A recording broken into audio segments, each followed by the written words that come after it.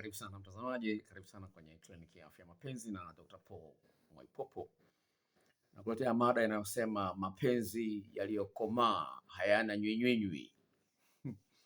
Mapenzi yaliyokomaa hayana nywinywinywi, kama vile tunda ambalo limekomaa linakuwa tamu sana.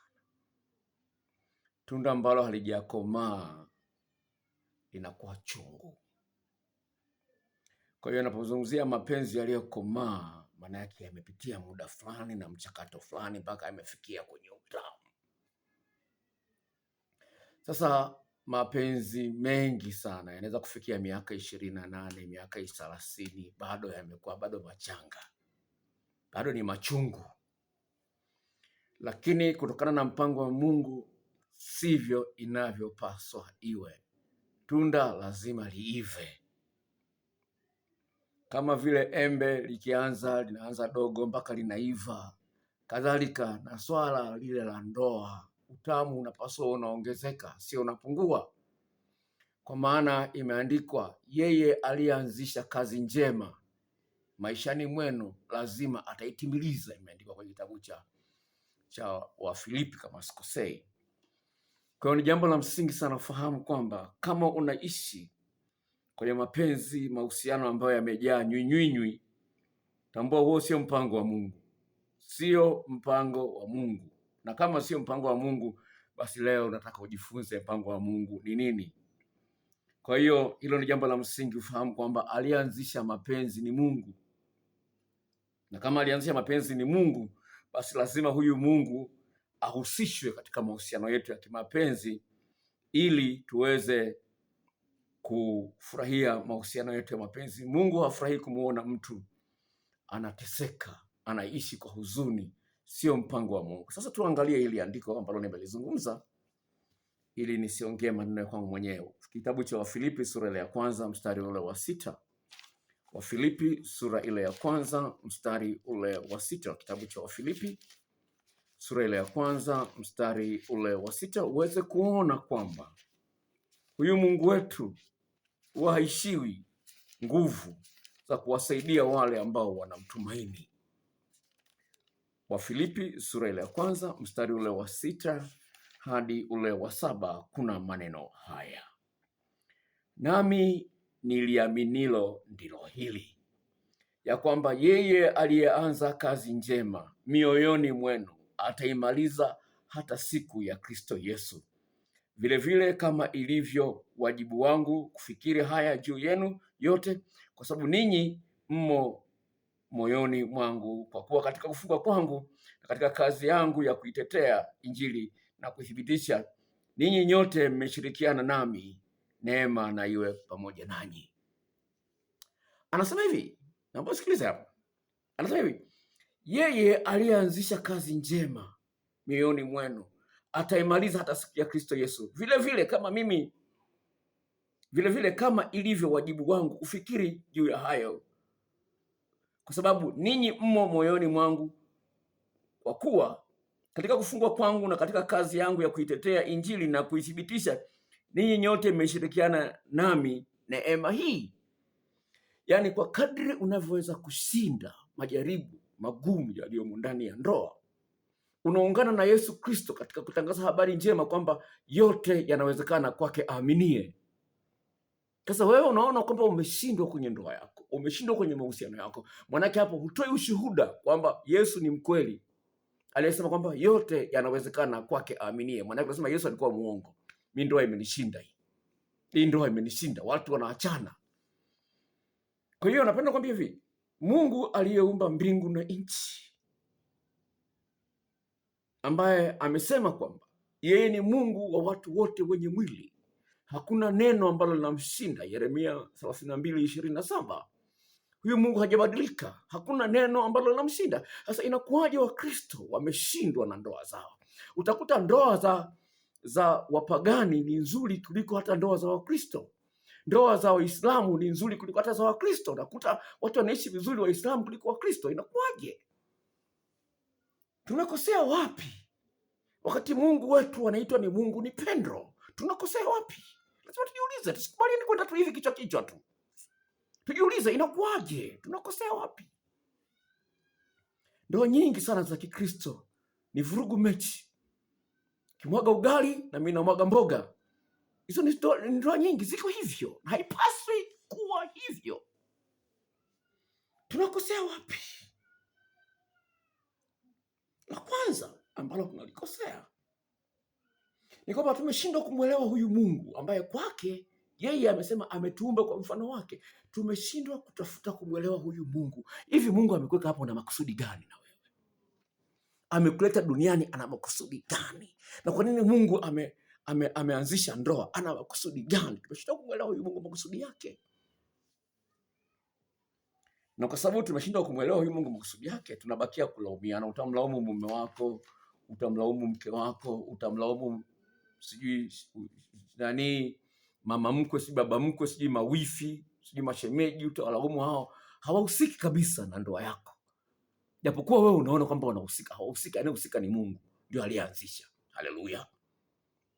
Imeandikwa kwamba aliyeanzisha kazi njema mioyoni mwenu ataimaliza. Hakuanzisha ndoa hii mke wako nani, mama mkwe au baba mkwe au wifi zako au bosi wako. Hakuanzisha, au mchepuko ambao unaona kwamba unakufariji. Alianzisha ni Mungu. Sasa kuna jambo ambalo linamshinda Mungu? Haleluya. Twende kwenye Yeremia jamani. Mungu mwenyewe amesema jamani. Tuseme Mungu ni muongo. Twende kwenye Yeremia. Nimelizungumza hapo, lakini nataka nirudie tena. Yeremia huyu ni nabii kabisa. Na yeye magumu yalimkuta, akafikia Mungu bwana, haiwezekani. Unaona?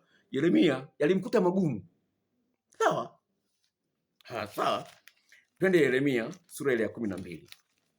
Yeremia sura ile ya 12. Uweze kuona magumu yapo. Huyu ni nabii, amemkuta magumu akaanza kulalamika.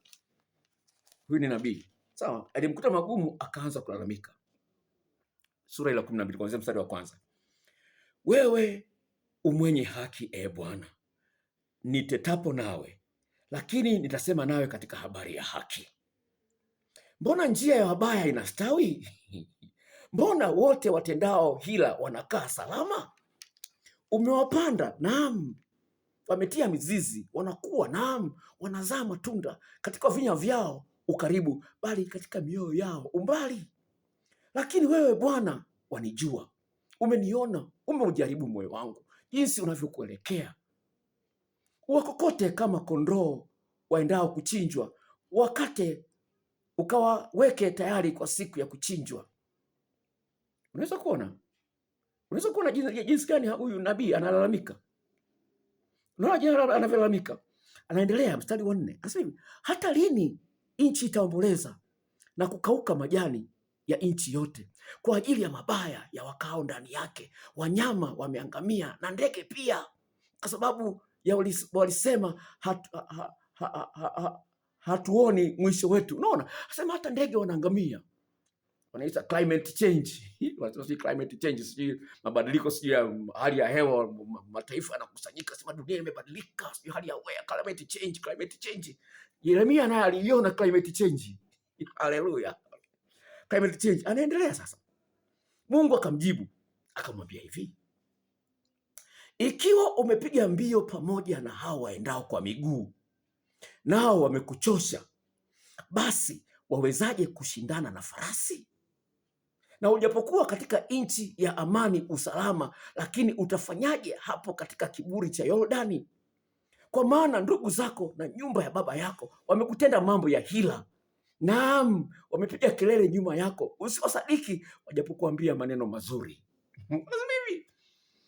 Kama anasemaje Mungu? Anasema hivi, kama upiga mbio pamoja na hao waendao kwa miguu, nao wamekuchosha. Anasema hivi, kama umepigana na watu wanadamu wanaotembea kwa miguu, wamekuchosha. Utaweza kushindana na mapepo na majini na wachawi? Utaweza kushindana nao wanaotumia majini? Utaweza? Unalalamika bure. Sawa?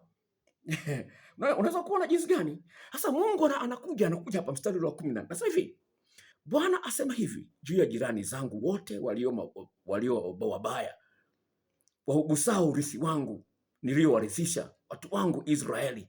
Tazama, nitawang'oa katika nchi yao, nami nitaing'oa nyumba ya Yuda isiwe kati yao. Unaona? Mungu anasema nitamshughulikia huyo mtu anayekusumbua, nitamshughulikia. Wewe niangalie mimi nilianzisha. Haleluya. Anasema niangalie mimi nilianzisha. Anasema niangalie mimi nilianzisha. Wewe unamwangalia mume wako, unamwangalia mke wako, hatakusaidia. Sasa naposema hivi, penzi lililokomaa halina nywinywinywi. Haleluya. Naposema penzi lililokomaa halina nywinywinywi,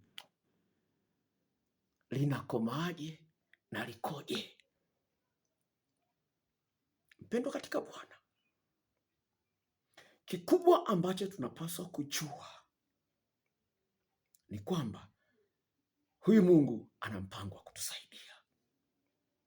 Kwanza upende ujue kwamba huyu Mungu anataka kukusaidia ndoa yako iwe tamu, ikomae vizuri, iwe tamu kama embe lililoiva vizuri au nanasi lililoiva vizuri. Hebu shakula ile nanasi ambayo haijaiva, chungu kweli, lakini nanasi lililoiva tamu, unalila, unasikia utamu wake.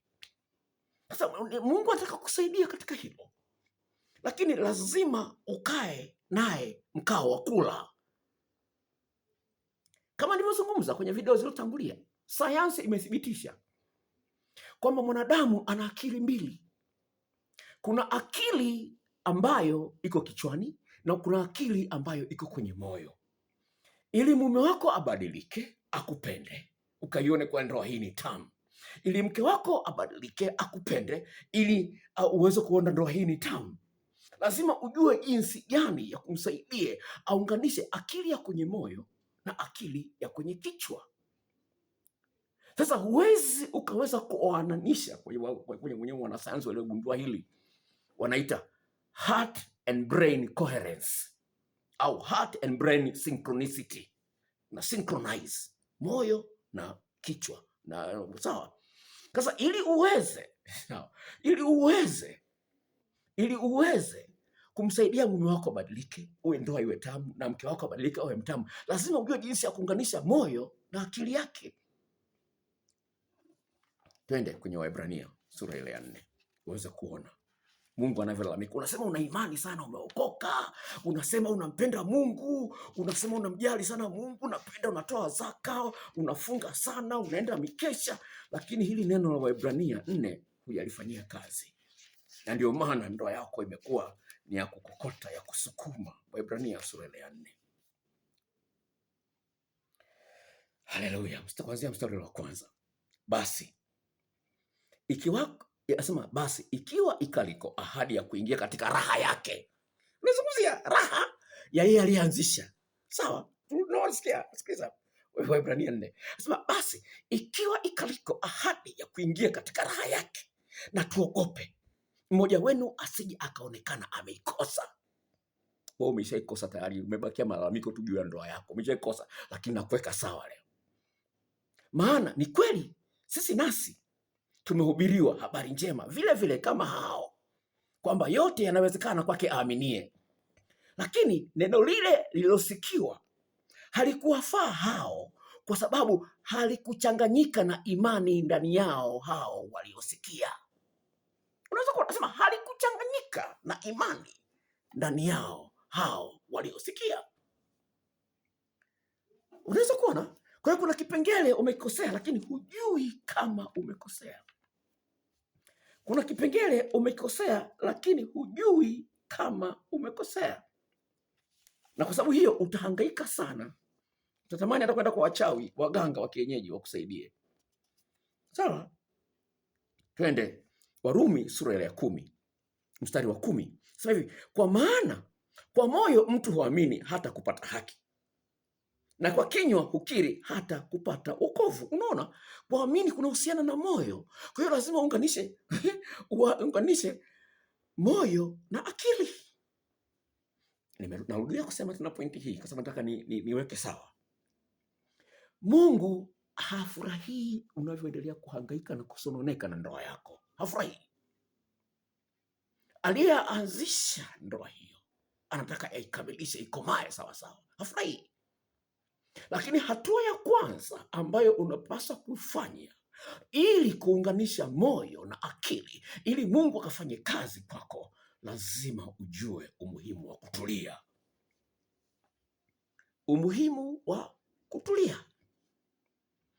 Unapo panic, sijui mume wako anachepuka, sijui mke wako anachepuka, sijui mke wako anakudharau, sijui mume wako mbishi, unapo panic tayari unamweka Mungu pembeni, maana yake unajitegemea wewe mwenyewe. Unamweka Mungu pembeni unapo panic. Kwa hiyo ujifunze kutulia mbele za Bwana na kumkabidhi mambo yote, kwa sababu imeandikwa kwamba mtwikeni fadhaa zenu zote, kwa maana yeye anajishughulisha sana na mambo yenu. Imeandikwa kwenye kitabu cha Wafilipi 4:4 mpaka 6 pale. Sawa? Unaona, ujifunze kutulia. Unaposikiliza hapa, twende kwenye hiyo Wafilipi 4 uone kitu ambacho watu wengi hawakifanyii kazi. Twende hapo kwenye Wafilipi ambapo wanasema Mungu anajishughulisha sana na mambo yenu. Wafilipi 4 unaona, Wafilipi 4 inasema hivi, kuanzia mstari wa 4: furahini katika Bwana siku zote. Tena anasema furahini. Upole wenu unajulikana na watu wote. Bwana yu karibu. Msijisumbue kwa neno lolote, bali katika kila neno kwa kusali na kuomba pamoja na kushukuru, haja zenu zijulikane na Mungu. Unaweza kuona haja zenu najulikane na Mungu. Lakini la kwanza, upole wenu ujulikane. Sasa wewe huna upole, maana yake hujatuliza moyo wako. Na upole huu usijulikane tu kwa mume wako, kwa watu wote. Haleluya. Shida unapenda kujipendekeza kwa mume wako, kwa mke wako. Kwa watu wengine unakuwa mkali, lakini kwa mume wako unakuwa mpole. Dhambi hiyo, lazima uitubie. Tunda haliwezi likukomaa kama halina upole mbele za Mungu. Kwa watu wengine unakuwa mkali, kwa watu wengine unawajibu kama unavyotaka, lakini kwa mumeo unajifanya mpole. Kwa mkeo unajifanya mpole, lakini watu wengine unawajibu ovyo ovyo. Halikushtui moyo hilo. Unapowajibu watu wengine ovyo ovyo, halikushtui moyo. Unaona sawa tu, hawa ni watu wengine, lakini kwa mume wako unajifanya mpole. Kwa mke wako unajifanya mpole, mtakatifu sana.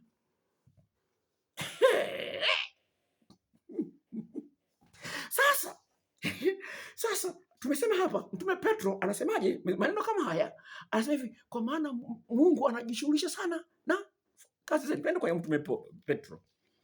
Twende kwa Mtume Petro sura ile ya 5. Tuweze kuona Yesu. Mtume Petro anasema kwamba Mungu anajishughulisha kwa sababu yeye ndiye alianzisha. Sawa? Kwa sababu yeye ndiye alianzisha, ndio anasema ndio anajishughulisha. Anasema okay. Waraka kwanza Petro sura ile ya 5 nasema hivi. Sura 5 mkaanzia mstari wa 6. Anasema hivi, basi nyenyekeeni chini ya mkono wa Mungu ulio hodari, ili awakweze kwa wakati wake, huku mkimtwika yeye fadhaa zenu zote, kwa maana yeye hujishughulisha sana kwa mambo yenu.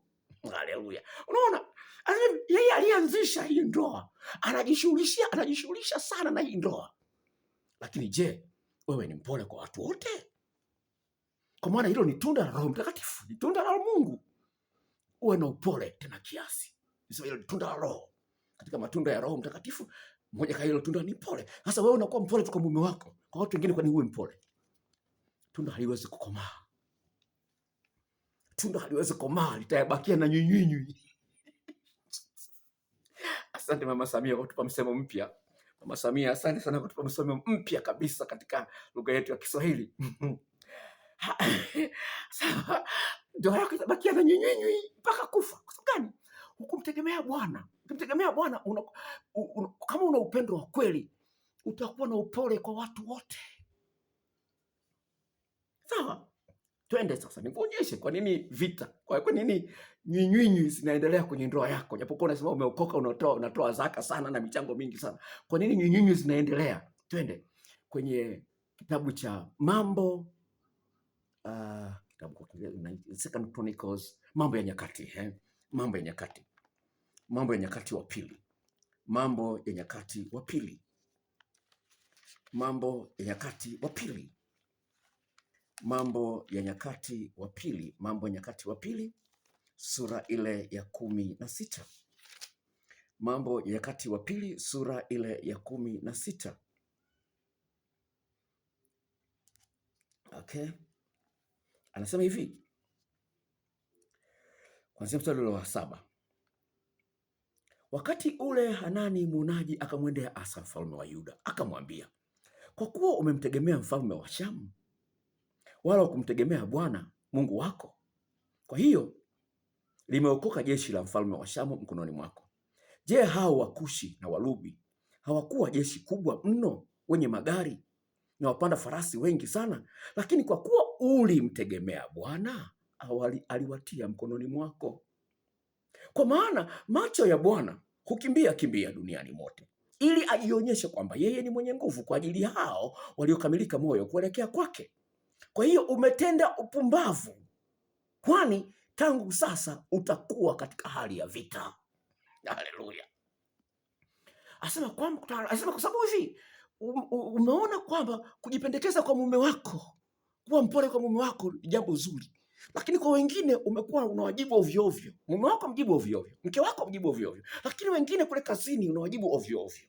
Asema hivi kwa sababu ulitegemea kwamba mume wako ndiye atakaye kusababisha upate raha, basi Mungu anakuonyesha kwamba chanzo cha raha sio mume wako, ni Mungu aliyeumba mbingu na nchi, aliyesema kwamba kuwa mpole kwa watu wote.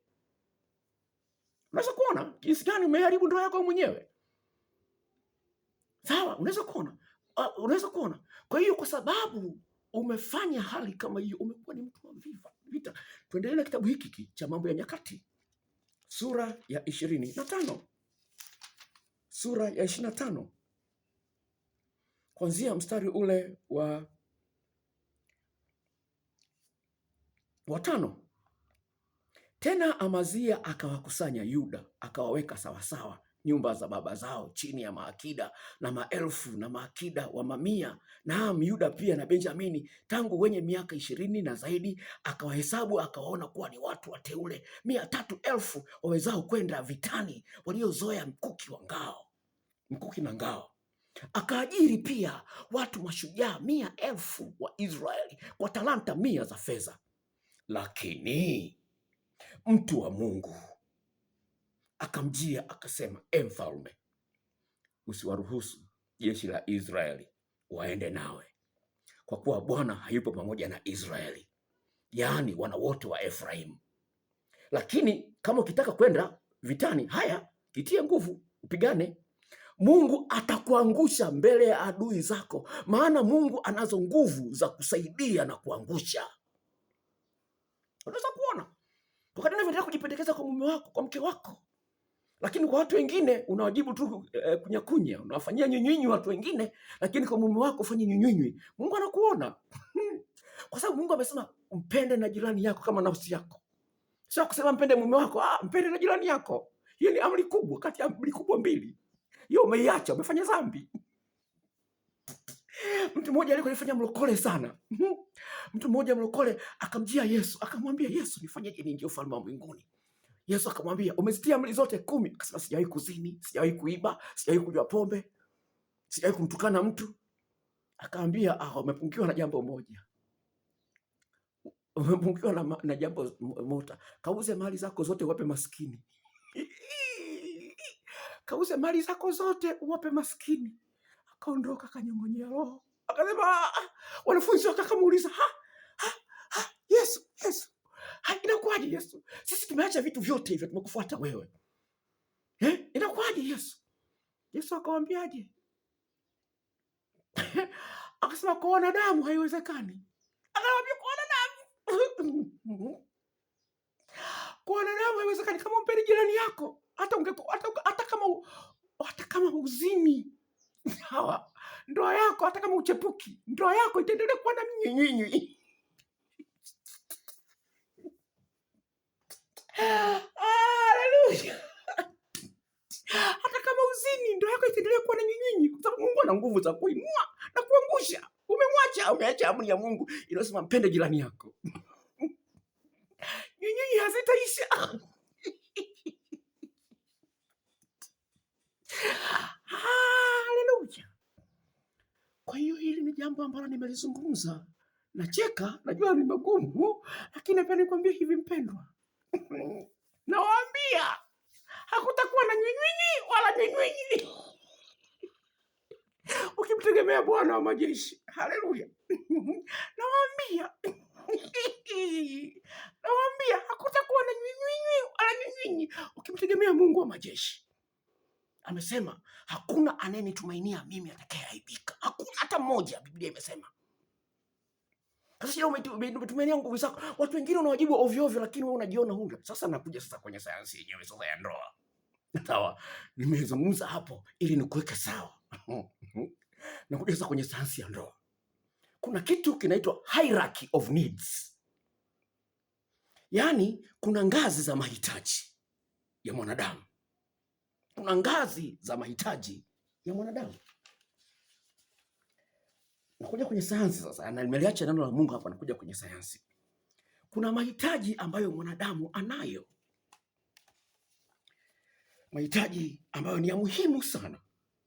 Sawa? Mahitaji ambayo ni ya muhimu sana. Sasa kwa sababu huyajui jinsi ya kuyatimiza mahitaji haya, nywinywinywi hazitaisha. Nazungumza sayansi, kunaita hierarchy of needs. Mwanadamu ana mahitaji makubwa haya manne. Sawa, mahitaji manne makubwa. Sasa mtu anasukumwa kufuatilia chakula kwa sababu ni hitaji la muhimu sana. Anahitaji chakula, anahitaji maji, anahitaji usingizi, anahitaji nyumba ya kulala, asinyeshewe na mvua. Hilo ni hitaji muhimu la kwanza. Sawa? Physical needs wanaita basic for survival, wataalamu wanaita basic for survival. Sawa? Hilo ni jambo la msingi sana. Hilo la kwanza. Hilo la kwanza lazima wepo. Sex na yenyewe vile vile imo humo ndani. Sawa? Haya ni mahitaji ya muhimu. Huwezi ukazaa kama hujamtia mke wako. Lazima umtie mke wako vizuri, akuzalie mtoto mwenye dudu nene kubwa. Sawa? Sasa unamtia, umfikishe kilele mke wako, shauri lako. Haya ni mambo ambayo yani ya muhimu. Lakini kuna hitaji lingine la usalama. Sawa? The need for personal security, wanasema wazungu. Hilo jambo la muhimu sana. Sasa wewe unapoongea na mke wako kwa sauti kubwa, unamkolomea, mke wako anajisikia sio salama. Amekwambia, mume wangu nifikishe kileleni. Mume wangu unawahi kumaliza. Alafu sasa bwana mimi nimechoka bwana. Kwa sauti kubwa. Umekosa upole, namba moja ambayo nimeizungumzia. Namba mbili, unamfanya mke wako asijisikie salama kukuambia mambo mapungufu ulionayo. Atakaa kimya. Sawa? Atakaa kimya, anajisikia sio salama kwa sababu umemshambulia baada ya kuambia kwamba umfikishi kileleni. Sasa niingie kwenye hili swali ambalo linaleta mambo haya yote ambayo naweza kuambia. Na wasikiliza. Dokta, na umri, mimi ni mwanamke, niko kwa ndani ya ndoa miaka. So, dokta, mimi ni mwanamke, umri wangu miaka 38. Nimekuwa ndani ya ndoa miaka 12. Sijisikii kupendwa ndani ya ndoa yangu. Na nimeanza kufikiria kuchepuka au kuachana na mume wangu.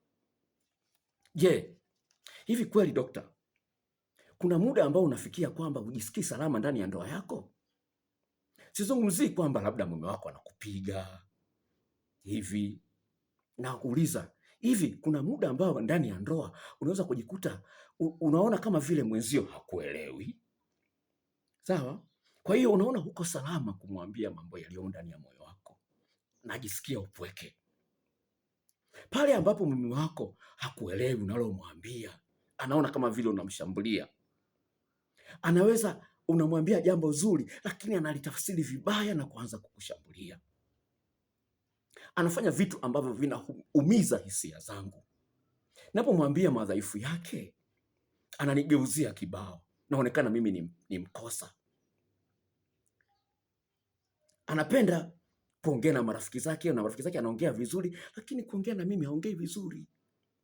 Na vile vile anawaambia marafiki zake matatizo ya ndoa yetu, lakini kuongea na mimi juu ya matatizo ya ndoa yetu haniambii. Hivi dokta, unafanyaje unapokuwa na mume wa namna hiyo, ambaye unapomwambia madhaifu yake unakuwa umeanzisha ugomvi au malumbano? Kila kitu unapomwambia kitu kizuri, unataka kumsaidisha aweke mambo sawa, arekebishe mambo, yeye anakasirika. Sijisikii niko salama.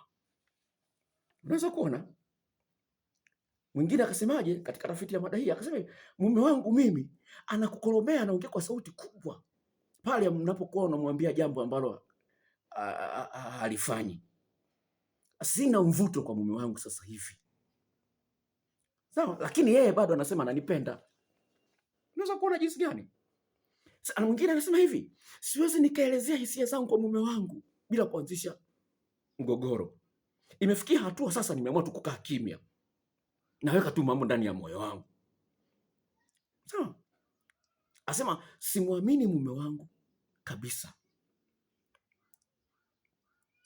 Kwa sababu kila anachokisema anakigeuza kuwa silaha ya kunipigia mimi, fimbo ya kunipigia mimi. Sasa hivi kimbilio langu limekuwa kukaa kimya. Tuna watoto wawili wadogo, lakini yeye hajui hata jinsi ya kucheza na watoto, hajui wajibu wake, haujui. Yeye kipaumbele chake kubwa ni kazini tu. Dokta, hivi hizi ndoa kweli imekuwaje miaka hii? Mbona ndoa za zamani zilikuwa zinadumu? Unaweza kuona jinsi gani ilivyo ngumu. Hajisikii salama. Mume wako hajisikii salama.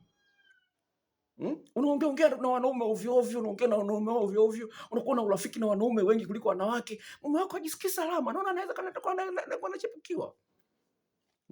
Unaweka simu password. Unamwekea simu mke wako password, unamwekea simu mume wako password. Mume wako hajisikii salama. Hajisikii salama. Anajua sasa kwa nini ananificha? Wakati naweza kachezea dudu lake. Kwa nini anaificha mambo ya kwenye simu? Watu wanadawa watu kabisa wako kwenye send off. Anasema usishike simu ya mume wako. Eti mtu amesimama, usishike simu ya mume wako. Simu zinaleta ugomvi. Zinaleta ugomvi sio simu bwana. Ni watu wasiokuwa na akili. Zinaleta ugomvi sio simu. Sio simu zinaleta ugomvi. Sijui nini, atakutana na message itamchefua. Kama hamna uwezo wa kujadiliana juu ya message iliyokosea namba, kama uwezo huo hamna, tayari ndoa yenu tayari na nyunyunyu tayari. Msimlaumu Mungu aliyeleta simu. Simu ni kitu kizuri. Mungu akukosea kusababisha wanasayansi walete simu za mkononi. Msema wao kushika simu zinavunja ndoa. Ni nyinyi hamna akili nzuri za kuweza kukaa mkajadiliana. Kama bwana wewe amekosea message uone hivi na hivi mkaeleweshana. Yaani uwezo wa kueleweshana hamna. Mnabaki kusema simu mbaya. Sio kweli. Aliyetengeneza kisu hapo mpumbavu. Ila mtu akitumia vibaya simu akaulia mtu, inaonekana simu ni kisu ni kibaya, lakini kisu sio kibaya. Kisu sio kibaya kwa sababu mtu amekitumia kuua mtu. Kisu sio kibaya. Sawa? Kwa hiyo mtu ajisikii salama, inaleta shida. Sasa anajisikia kwa pendo, anajisikia eleweki. Hilo jambo la msingi sana. Kwa hiyo swala hilo, hitaji hilo la usalama ni muhimu sana. Kumfanya mwenzio ajisikie salama. Lazima mwenzio ajisikie huru kukukosoa bila kutarajia kwamba utampiga ngumi ya pua. Huo ndo anajisikia salama. Sawa? No, hilo ni jambo la msingi sana. Sasa kuna vitu vingine, hitaji lingine la tatu inaitwa social needs. Hitaji la kijamii. Mtu anapenda kuwa karibu na ndugu zake, anapenda kuwa na marafiki zake. Sawa? Kuwa na marafiki sio kitu kibaya. Lakini cha msingi uweze kufahamu jinsi ya kuweka mipaka. Hilo ni jambo la msingi sana. Kwa hiyo usianze kujitenga. Mtu anamkataza eti mke wake usiende kazini. Mimi nitakuwa naleta kila kitu hapa. Acha kazi. Unaweza kuona jinsi gani? Anahitaji watu wa kuongea nao. Anahitaji watu wa kuongea nao, kubadilisha nao mawazo nao. Sasa kama hajui kuweka mipaka, hilo ndio swala lishughulikie. Lakini sio swala usema bwana usiwe na wazo na mtu fulani nani. No, cha msingi ni kwamba huyu mtu lazima umheshimu. Ambayo inakuja kwenye swala lingine, pointi nyingine ya 4. Sawa, si pointi ya 4. Anaita esteem needs. Anahitaji kujiheshimu kwamba naye ana thamani. Anahitaji kuwa na heshima, na thamani. Hilo jambo la msingi sana. Sasa ukishindwa kuliweka hilo hapo, sasa inaleta shida. Sasa baadaye kuongea hayo mahitaji hayo 4 ya muhimu sana. Kuna la 5 hapa, lakini hili ni kulielezea itanichukulia muda mrefu sana. Inaitwa self actualization. Sawa, self actualization la 5 nimeamua kuliacha, lakini kwa sababu kuna mambo mengi nataka nizungumze hapa. Ingine rudi tena kwenye Biblia. Ni kwamba sawa, katika mahitaji hayo ambayo nimezungumza 4, usipoyaweka ndani ya moyo wako kwamba lazima niyafanyie kazi, utapata shida sana kwenye ndoa. Kwa sababu gani? Usitegemee hisia kumuonyesha mapenzi mke wako. Usitegemee hisia kumtamkia mke wako nakupenda. Sio unasubiri tu mwenzio akwambie nakupenda na wewe ndio useme pia na mimi nakupenda na I love you too. I love you too. Lakini wewe hata mara moja hujaanzisha kumwambia kwamba nakupenda. Hata mara moja. Sasa unaweza kusema kwamba sasa si anajua nampenda, nimemnunulia gari, nampa watoto wanaenda shule nzuri, ndugu zake nimewasomesha, mama yake nimemjengea nyumba. Sasa hajui kwamba nampenda kumfanyia hivi? Hapana. Kumtamkia kwamba unampenda sio unampa taarifa, unamthibitishia kwamba hata sasa bado una thamani ile tuliyoanza nayo, bado unakuona una mvuto ule ule kama tulivyokuwa tumeanza nao. Sio unapomwambia unamtamkia uko ndani ya ndoa miaka 30, unamtamkia kwamba nakupenda, sio kwamba unampa taarifa, unamthibitishia. Wanaita validation kwenye psychology, wanaita validation.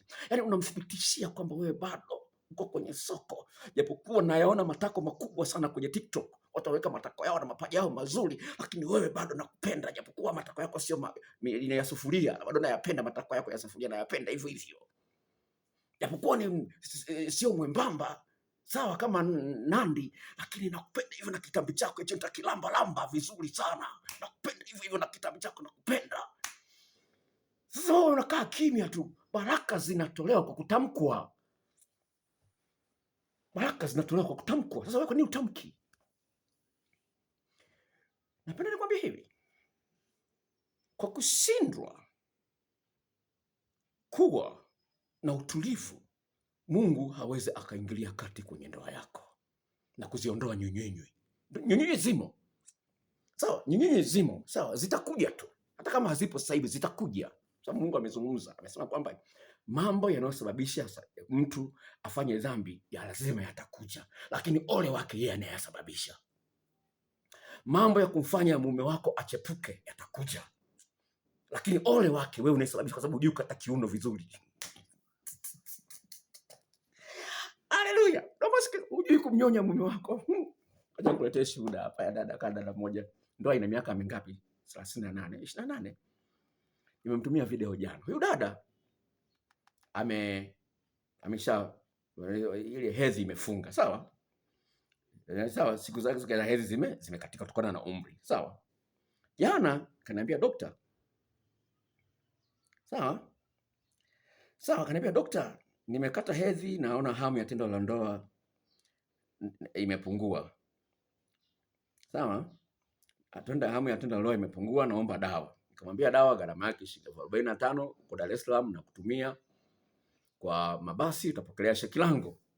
Kanitumia hela, mwamala ukaingia shilingi 45, na wale ambao hii dawa inaweza kusaidia hata wale ambao walitumia dawa za uzazi wa majira, sijui njiti, sijui nini, wametumia dawa za uzazi wa majira, hamu ikapungua ya tendo la ndoa, hiyo dawa inaweza kuwasaidia. Kwa hiyo katuma shilingi 45 jana. Nazungumzia story ni ya jana, sawa? Sasa niwaambia kwa sababu umeniamini kunitumia hela yako, naomba nikupe video za kumnogesha mume wako, nikutumie video. Nikamtumia jana. Tunazungumza story ni ya jana.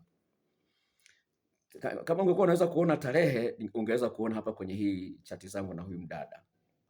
Sawa? Ngoja niangalie kama tarehe inaweza kuonekana. Ngoja niangalie, kuna mtu anitumia message WhatsApp hapa. Ngoja. Sawa? Si kama unaweza kuona imeandikwa yesterday hapa juu.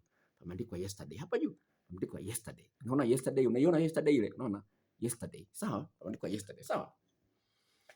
Akasema hivi, asante, nilikuwa na shida na ile dawa, maana nimekoma hedhi na vile vile uchi wangu umekuwa mkavu. Sawa? Nikamtumia dawa, nimemtumia sasa, anaipokea kesho. Anapokea. Nimemtumia leo, inatoka kesho. Sasa nikamtumia video jana ile alipotumia hela, nikamtumia video. Sawa? Sasa nikamuuliza hivi, leo nikamchokoza. Nikamwambia hivi, nikamwambia hivi, hebu niambie basi zile video jana zikukuletea nyege kidogo? Akasema, dokta, video zako ni nzuri. Mume wangu mpaka akasema, mke wangu, kumbe unanipenda hivi. Jinsi nilivyomnyonya ni kwa staili tofauti na alipata ladha tofauti. Dokta, nitarajia mambo makubwa kutoka kwako. This is very brief. Sawa? Mwingine sasa, huyu ni daktari. Ngoja nikupe story sasa uweze kuona vitu ambavyo nakuambia. Mwingine ni daktari, yuko Kilimanjaro. Ngoja alinitumia message, imepita kama wiki hii, huyu hapa. Sawa? Asema hivi, habari dokta. Mimi ni dokta kutoka Moshi. Kwa kweli mambo ni fire sana. Yaani nimekuwa mtundu mpaka mume wangu akawa mkali sana. Akasema nachepuka. Nikamuonyesha, mwalimu wangu ni wewe. Sasa anaomba na yeye vile vile apate mafundisho hayo. Anaomba tulipie mafunzo hayo ya mwanaume kumwandaa mwanamke ili na yeye aweze kuninogesha na mimi sawa sawa. Unaweza kuona? Sasa tuzungumzie hivi. Kwenye hizi needs, kwenye haya mahitaji, moja kati ya hitaji kubwa ni utamu kwenye tendo la ndoa. Sasa jamani, sasa inatisha. Ndio maana sitaki video hiyo ndefu sana, lakini naona itakuwa ndefu. Sasa nataka kuambia hivi. Mtaalamu huyu aliyegundua hayo mahitaji na yamethibitishwa na wataalamu wengine kisayansi. Anasema hivi kwa Kiingereza. Kwa muda uje nitafsiri moja kwa moja. Anasema hivi. Mahitaji ambayo yametimizwa pale ambapo mtu amekuwa ametosheka, hitaji lile halimpi msukumo mwingine tena, atahitaji hitaji lingine ambalo liko kwenye ngazi tofauti. Sawa? Unaweza kuona? Anasema hivi. Yaani kama ana gari, amepata gari, mmejenga nyumba, sawa, ana mshahara mzuri. Sawa? Hilo ni hitaji zuri. Amepata mke mzuri, sawa. Mke mzuri, ana makalio mazuri, ana mapaja mazuri, amepata mke mzuri, sawa. Lakini hiyo haitoshi. Atakuwa anahitaji lingine, ni kwamba afike kileleni anapiga makelele, anatoa miguno. Sio anafika kileleni kama vile anakunya, hakuna mguno aina yoyote. Mwanamke anafika kileleni, umfikishi kileleni. Anasema, yani unaposhindwa, yani hitaji yani umemnunulia mwanamke gari, umemjengea nyumba vizuri na kila unasaidia mpaka ndugu zake mwasomesha na nani, ukishindwa kufikisha kileleni, hayo mahitaji mengine yote yanaonekana hayana thamani. Hili la kufikia kileleni linakuwa lina nguvu zaidi ya kumdrive. Anasema hivi kwa Kiingereza, wanaofahamu Kiingereza, anasema satisfied needs stop motivating. Sawa? Anasema satisfied needs stop motivating. Yani ile hitaji ambalo umeshalitimiza linakosa nguvu ya kumsababisha aendelee kukupenda wewe kama zamani. Sawa? Anasababisha ashindwe kukupenda wewe kama zamani. Sawa? Sasa kwa hiyo hili jambo la msingi sana ufahamu kwamba sawa, sipendi video ndefu, lakini nataka nirudi kwenye Biblia kwa sababu ndio alianzisha kazi hii njema, ataikamilisha. Nataka nirudi kwenye Biblia. Sasa unajua sasa hivi lazima ujue kwamba mwanamke ana maeneo 17 jinsi ya kumwandaa ili afike kileleni. Mwanaume ana maeneo 14 jinsi ya kumnogesha afike kileleni huko anafanya miguno. Sasa nimeanza na kitu ambacho nataka nikirudie tena kwa sababu kiko kwenye Biblia. Nimesema hivi, ili mume wako abadilike, akupende kama mwanzoni, ili mke wako abadilike, akupende kama mwanzoni, lazima ujifunze jinsi umsaidie aweze kuunganisha akili ya kwenye moyo na akili ya kwenye kichwa. Ndio maana unaweza kukuta mtu anataka aache pombe, anapata shida. Anataka aache sigara, anapata shida. Anataka aache mchepuko, anapata shida. Anataka apunguze unene, anapata shida. Akili yake inamwambia unene ni mbaya, lakini anatafuta visingizio vya kukwepa mbinu ambazo anajua zinaweza zikampunguzia unene. Kwa maana yake akili yake ndio inajua hivyo, lakini moyo haujajua hilo. Sasa jinsi gani ya kuoanisha moyo, akili ya kwenye moyo na akili ya kwenye kichwa, hii ndio Biblia inazungumza, lazima ufundishwe. Twende kwenye kitabu kile cha Kutoka sura ile ya 35. Kitabu cha Kutoka sura ile ya 35. Tulikisha kusoma hapa, lakini napenda nirudie kwa faida ya watazamaji wetu wapya. Kitabu cha Kutoka 35 mstari wa 30. Nitasoma mpaka mwisho wa hiyo sura.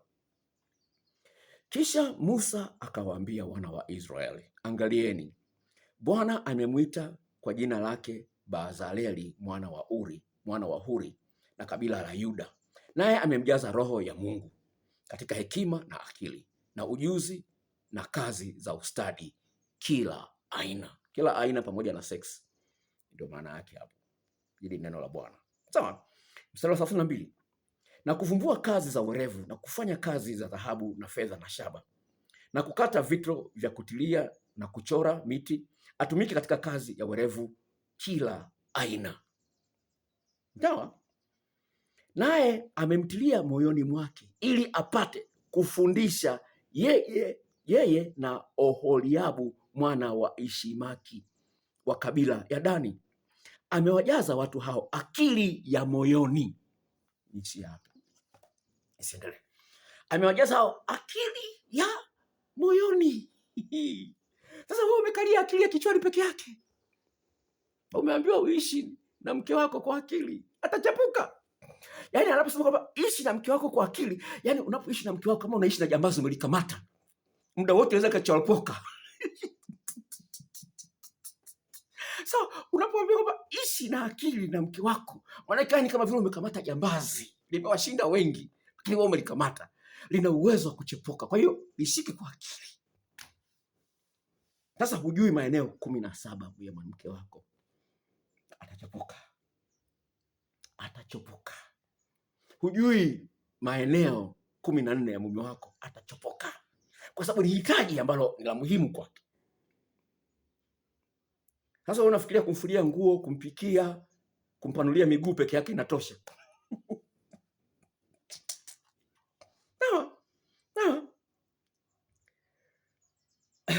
Sasa hili jambo la akili ya moyoni limewashinda watu wengi. Sasa nimezungumza hili jambo nikapenda kwamba ili uweze kuunganisha akili yako ya kwenye moyo na akili ya kwenye kichwa, lazima utulie. Ili nimezungumza. Twende kwenye kitabu cha Zaburi sura ile ya 46. Uone Mungu anavyoweza kukusaidia kuondoa nyui ndani ya ndoa. Zaburi ya 46. Zaburi ya 46. Sikiliza. Naanzia mstari wa kwanza. Mungu kwetu sisi ni kimbilio na nguvu, msaada utakaoonekana tele wakati wa mateso na nyunyunywi. Aya, nirudia hapa, nimeongezea hiyo nyunyunywi. Sikiliza. Mungu kwetu sisi ni kimbilio na nguvu, msaada utakaoonekana tele wakati wa mateso na nyunyunywi. Kwa hiyo hatutaogopa ijapobadilika nchi. Yaani mume wako amebadilika, hiyo ni nchi imebadilika. Mke wako amebadilika. Sawa. Hakupendi kama zamani. Sawa. Sura ya 2. Kwa hiyo hatutaogopa ijapobadilika nchi, ijapotetemeka milima moyoni mwa bahari, maji yake yapovuma na kuumuka, ijapopepesuka milima kwa kiburi chake. Kwa sababu gani hatutaogopa? Endelea mstari wa 4. Kuna mto, vijito vyake vyafurahisha mji wa Mungu, patakatifu pa maskani zake aliye juu. Mungu yu katikati yake, hatutatetemeshwa. Mungu atausaidia asubuhi na mapema. Mataifa walighadhibika, wafalme zikataharuki. Alitoa sauti yake, nchi ikayeyuka. Bwana wa majeshi yuko pamoja nasi. Mungu wa Yakobo ni ngome yetu. Njooni mtazame matendo ya Bwana, jinsi alivyofanya ukiwa katika nchi. Avikomesha vita na nyunyunywi hata mwisho wa dunia. Avunja uta, akata mkuki, achoma moto na magari. Mstari wa 10 ndio kwenye pointi yangu sasa. Anasema hivi, acheni mjue ya kwamba mimi ni Mungu. Nitatukuzwa katikati ya mataifa, nitatukuzwa katikati ya nchi. Bwana wa majeshi pamoja nasi, Mungu wa Yakobo ni ngome yetu. Sasa ile neno acheni pale kwa Kiingereza nasema hivi, be still. Sawa, be still, yani relax. Sawa, ile neno pale acheni kwa Kiingereza nasema relax, be still and know that I am God. I'll be exalted among the nations. Hallelujah.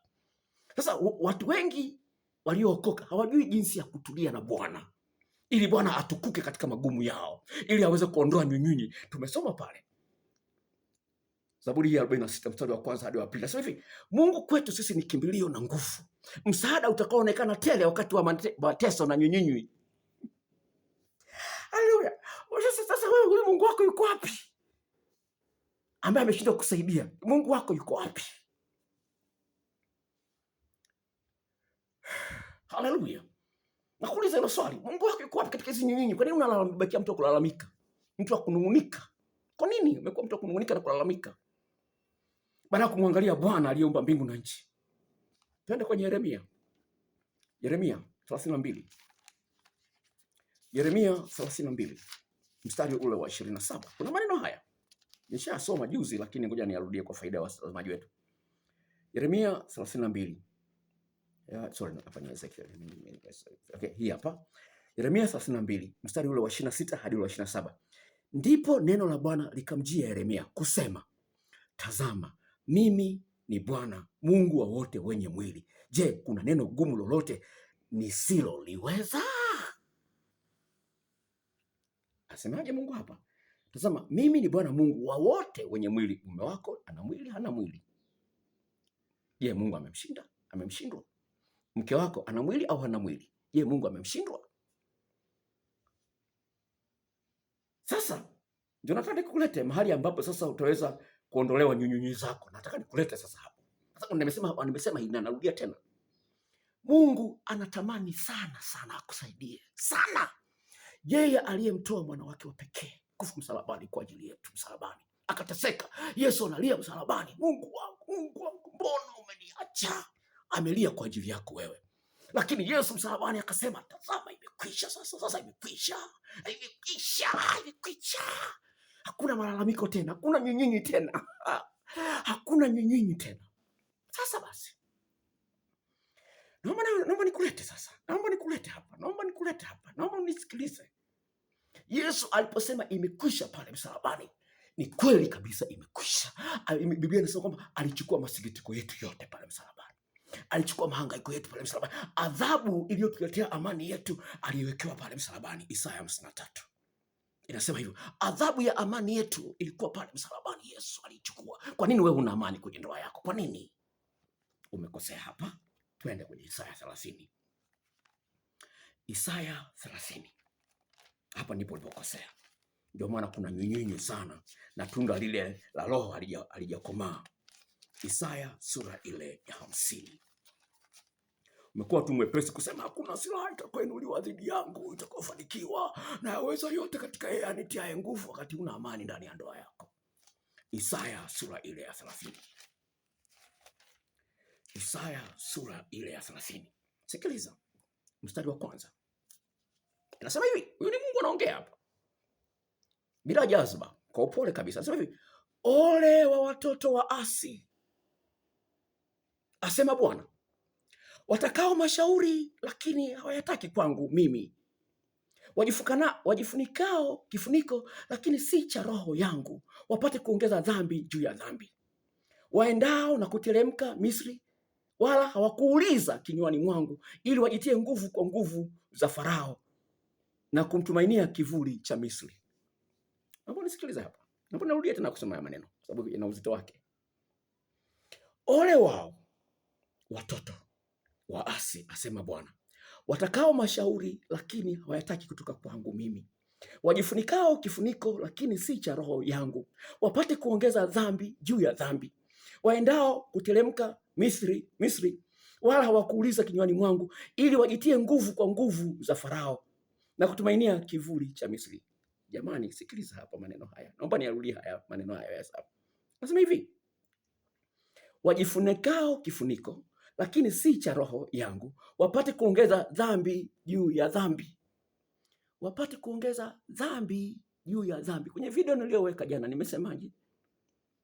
Nimesema hivi, Yakobo 4 mstari wa 17 kwenye Biblia. Yakobo 4 mstari wa 17 nasema hivi, yeye ajuaye lililo jema lakini halitendi anafanya dhambi. Na hapa Mungu anazungumza, anasema hivi, ole wao watoto hao wajifunikao kifuniko si cha roho wangu, wapate kuongeza dhambi juu ya dhambi. Kwa hiyo usipomfikisha kileleni mke wako, unaongeza dhambi, kwa sababu Biblia inasema kwamba ni haki yake apate raha. Umeshindwa kumtekenya mume wako vizuri mpaka akafika kileleni kwa mshindo mkubwa, akapata raha kiwango kikubwa, ili asitamani mwanamke mwingine. Umefanya dhambi, lakini kwa sababu hujui unajiongezea dhambi juu ya dhambi. Hujui. Sasa kwa sababu hiyo ni dhambi, sasa unatakiwa uitubu. Twende sasa kwenye mstari wa 15 wa Isaya hii ya 30. Isaya 30 mstari wa 15. Kwa maana Bwana Mungu mtakatifu wa Israeli asema hivi, kwa kurudi na kustarehe mtaokolewa. Nguvu zenu zitakuwa katika kutulia na kutumaini, lakini hamkukubali. Sikiliza, anasema hivi, kwa maana Bwana Mungu mtakatifu wa Israeli asema hivi, kwa kurudi na kustarehe mtaokolewa. Nguvu zenu zitakuwa katika kutulia na kutumaini, lakini hamkukubali. Sasa hili neno kurudi, anasema hivi, kwa kurudi maana yake ni kutubu, repent. Biblia ya Kiingereza inasema kwamba repent. In repentance and quietness is your salvation. Ndio Biblia ya Kiingereza inavyozungumza. Kwa hiyo kwa kurudi, yani kwa kutubu. Kwa hiyo kama mfikishi kileleni mke wako, hujui jinsi ya kumnogesha mume wako sawa sawa, umefanya dhambi kutokana na Yakobo 4:17, napaswa utubie hiyo dhambi na uanze bidii mpya ya kuhakikisha mke wako anafikia kileleni mara kwa mara. Wewe unafikia kileleni lakini mke wako afiki kileleni, ni dhambi. Kwa sababu Biblia inasema kwamba yale ambayo mnapenda mtendewe, watendeni na hivyo hivyo wenzenu. Inaitwa golden rule. Kila unachotaka wewe usifanyiwe, usimfanyie mwenzio. Kama hutaki kukoromewa, kwa nini unamkoromea mwenzio? Kwa hiyo haya ni sasa, hiyo ni mstari wa 15 nimesoma. Narudia tena hayo maneno. Kwa mstari wa 15 narudia tena. Kuna kitu nataka nikizungumze hapo. Kwa maana Bwana Mungu mtakatifu wa Israeli asema hivi, kwa kurudi na kustarehe mtaokolewa. Na kustarehe yani mnatiana vizuri kweli. Mnatiana vizuri, unaona raha. Unataka tena na kesho tena mtiane, sawa? Sikiliza, kwa sababu inaondoa stress. Anasema hivi, kwa maana Bwana Mungu mtakatifu wa Israeli asema hivi, kwa kurudi na kustarehe mtaokolewa. Nguvu zenu zitakuwa katika kutulia na kutumaini, lakini hamkukubali. Bali ninyi mlisema, la, tutakimbia juu ya farasi. Basi ni kweli mtakimbia tena. Sisi tutakimbia juu ya wanyama waendao upesi kwa kasi. Basi wale watakaowafuatia watakuwa wepesi. 1,000 watakimbia kwa kukemewa na mtu mmoja tu. Kwa kukemewa na 5 mtakimbia, hata mtakapoacha kama mlingoti juu ya kilele cha mlima na kama bendera juu ya kilima. Sikiliza hapa Mungu anasema, kwa sababu mmekataa mafundisho. Mmekataa mafundisho anayofundisha Dr. Mwaipopo. Mmeyakataa hayo mafundisho. Kwa sababu mmeyakataa. Kwa sababu mmeyakataa hayo mafundisho. Asema hivi, utaona mtu mmoja anaweza kuwafukuza watu 10,000. Mtu mmoja. Maana yake nini? Utashangaa jambo dogo, kosa dogo, mwenzio anakasirika sana. Utashangaa kitu kidogo tu kinakuletea matatizo makubwa mno. Udhaifu mmoja tu unakuletea matatizo makubwa sana ndani ya ndoa yako. Utashangaa. Hivi kutokuwa na makalio tu peke yake ndio maana mume wangu anachepuka. Hivi kwa sababu nawahi kumaliza tu ndio maana mke wangu anatiwa nje ya ndoa. Unashangaa. Sio kwa sababu umekataa kutulia na kustarehe na kutafuta jinsi ya kuweza kustareheshana. Mshikata kutulia. Sasa mmekataa, hamkukubali. kwamba mimi kuna akili mbili, kuna akili ya kwenye moyo na kwenye akili ya kwenye kichwa. Hizi lazima uvivanishe. Na Dr. Nelson anakufundisha umekataa. Na mimi nimeandika kwenye Biblia kwamba kuna akili ya moyoni. Nimezungumza hilo kwenye kitabu cha Kutoka. Kwamba kuna akili ya moyoni. Unaambiwa hili na liko kwenye Biblia, lakini ulifanyii kazi. Umelikataa. Sasa sikiliza Mungu anavyozungumza. Mstari wa 18. Kwa ajili ya hayo Bwana atangojea. Atangojea kama utarudi. Utabadilisha mawazo. Unaona mstari wa 18 anasema kwa ajili ya hayo Bwana atangoja ili aonee huruma. Kwa ajili ya hayo atatukuzwa ili awarehemu, kwa maana Bwana ni Mungu wa hukumu. Heri wote wanaomngojea. Sasa basi. Haleluya. Sasa kuna kitu kigumu hapa nataka niongee, wapendwa katika Bwana. Kuna kitu kigumu hapa nataka niongee, ngoja nikitafute, nimekiandika hapa. Kuna kitu kigumu nataka nikiongee hapa kwa kumalizia hii mada. Kuna kitu kigumu hapa nataka niongee, karatasi nimeiweka wapi? Kuna kitu kigumu nataka niongee hapa na lakini okay, where did I put it? Okay.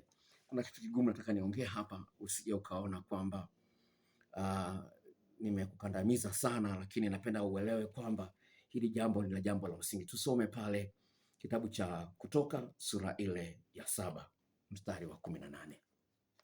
Kutoka sura ile ya 7 mstari wa 18. Kutoka sura ile ya 7 mstari wa 18. Mstari wa 18 kuna maneno haya. na hao samaki wa mtoni, na huo mto utatoa uvundo, nao Wamisri watachukizwa na kuyanywa maji ya mtoni. Bwana akamwambia Musa, mwambie Haruni, shika fimbo yako, kanyooshe mkono wako juu ya maji ya Misri, juu ya mito yao, juu ya vijito vyao, na juu ya maziwa na maji yao, na maji ya visima na vyote vya maji, ili yageuke kuwa damu, na kutakuwa na damu katika nchi yote ya Misri. Unaweza kuona Mungu amesababisha uvundo, sawa? Amesababisha uvundo, sawa? Mstari wa 22. Lakini waganga wa Misri wakafanya mfano wa hayo hayo kwa uganga wao, na moyo wake Farao ukawa mgumu, wala hakuwasikiza kama Bwana alivyonena. Unaona, moyo wa Farao ukawa mgumu. Unaona, moyo wa Farao ukawa mgumu, moyo wa mume wako ukawa mgumu. Hawasikiliza, unajitahidi sana, lakini kwa sababu umemwacha Bwana. Sawa, umemwacha Bwana, maana una mungu mwingine. Umemwacha Bwana. Neno la Mungu ulisomi, ukalitafakari, una muda kusoma neno la Mungu, kumsikiza Mwakasege unao, lakini wewe mwenyewe binafsi kutulia mbele za Bwana na kusoma neno la Mungu, huo muda huna. Wakati Mungu amesema kwamba mwanadamu hataishi kwa mkate peke yake, bali kwa kila neno ambalo limetoka katika kinywa chake, huo muda huo una. Sasa ndio huo uvundo na unauona ndani ya ndoa yako. Sawa? Sawa. Lakini sio hilo zaidi, sio hilo. Tuende kwa kitabu hicho cha Kutoka. Kitabu hicho cha Kutoka. Hapo nimesoma mstari wa 20 na sawa. Kutoka sura ile ya 8 mstari wa 15. Sura ile ya 8, sura inayofuatia mstari wa 15. Lakini Farao alipoona ya kwamba pana nafuu, akaufanya moyo wake kuwa mzito, asiwasikize kama Bwana alivyonena. Sasa hivi Farao alipoona mambo yamekuwa nafuu, akaendelea kuwa mgumu zaidi. Yaani hivi. Nimesema nitaongea neno gumu na hili ni gumu. Pale ambapo unaona mke wako anafanya mambo magumu, usimuogope. Muangalie Mungu aliyemuumba. Alisema kwamba ni Mungu atupa. Unapomwogopa mume wako, unapomwogopa mke wako, tayari umefanya dhambi, kwa sababu haitokani na imani. Biblia inazungumza kwenye Warumi 14:23, lolote ambalo halitokani na imani ni dhambi. Sawa? Kwa hiyo pale unapomwogopa mume wako unafanya dhambi. Kwa hiyo unamwogopa ukakaa kimya, yeye akaona mambo yako shwari. Sawa? Akaona yako shwari. Kwa hiyo moyo wako unaendelea kuwa mgumu. Naomba nirudie tena kusema pale. Sawa? 8:15 nasema hivi. Lakini Farao alipoona ya kwamba pana nafuu, akaufanya moyo wake kuwa mzito, asiwasikize kama Bwana alivyonena. Unaona? Akufanya moyo wake kuwa mzito. Unapoona mambo yako shwari, yaani usiruhusu uoga ndio kitu ambacho kinasababisha ufanye uamuzi wa kukaa kimya. Mwambie kama anakuacha na akuache. Alianzisha hii ndoa ni Mungu. Lakini wewe mtu wa kusoma neno la Mungu na kumwomba Mungu, sawa? Na kutafuta neno la Mungu sana. Sawa? Sio tu unaleta kichwa ngumu utapigwa ngumi. Unasema Mungu awe pande wako. Tumesoma pale kwa Zaburi ya 46. Tumesoma kwa Zaburi ya 46 kwamba Mungu wa Yakobo yuko pamoja nasi. Sasa unapotaka kumsahihisha mume wako, uhakikishe kweli Mungu yuko pamoja nasi. Usiende tu hivi peke yako, utaliwa. Utachinjwa. Sasa haya, nataka nikuonyeshe hili andiko. Hili andiko kuna andiko gumu ambalo nimeliweka hapa. Sitaki kuliacha kwa sababu nimewashinda. Mambo ya Walawi sura ya 19. Mambo ya Walawi sura ile ya 19. Ndio hapo naposema usiwe na mwoga. Mambo ya Walawi sura ile ya 19, mstari wa 17 na 18. Nasema hivi: usimchukie ndugu yako na jirani yako. Usimchukie ndugu yako moyoni mwako. Ni lazima kumkemea jirani yako, wala usichukue dhambi kwa ajili yake. Usifanye kisasi wala kuwa na kinyongo juu ya wana wako, bali umpende jirani yako kama nafsi yako. Mimi ndimi Bwana. Tarudia tena. Mstari wa 17. Usimchukie ndugu yako moyoni mwako. Ni lazima kumkemea jirani yako, wala usichukue dhambi yake kwa ajili yake. Unaona? Kuna mahali pa kumkemea, pa kumweleza ukweli ndugu yako. Kama bwana, hili bwana, mimi sifiki kileleni bwana. Sio kusababisha mimi nikachepuka bure, natongozwa na bosi wangu. Bosi ananitongoza, usisababisha nikamfungulia mlango bosi. Mweleze, unifikishe kileleni, usikae kimya. Tafiti zinaonyesha hivi: 67% ya wanawake wanadanganya wanaume kwamba mwanamke amefika kileleni, kumbe hajafika kileleni. 67%, sio ndogo.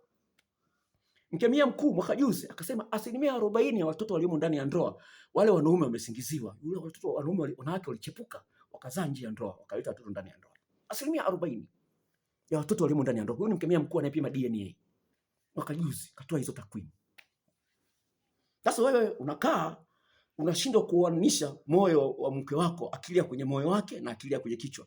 Humsifii, huna zawadi, humtoi outing. Unajifanya tu mbabe tu, utatombewa. Nakwambia. Kuna mstari unasema hivi, Mungu atawasababisha mke wako atapewa mtu mwingine. Ngoja niutafute mstari.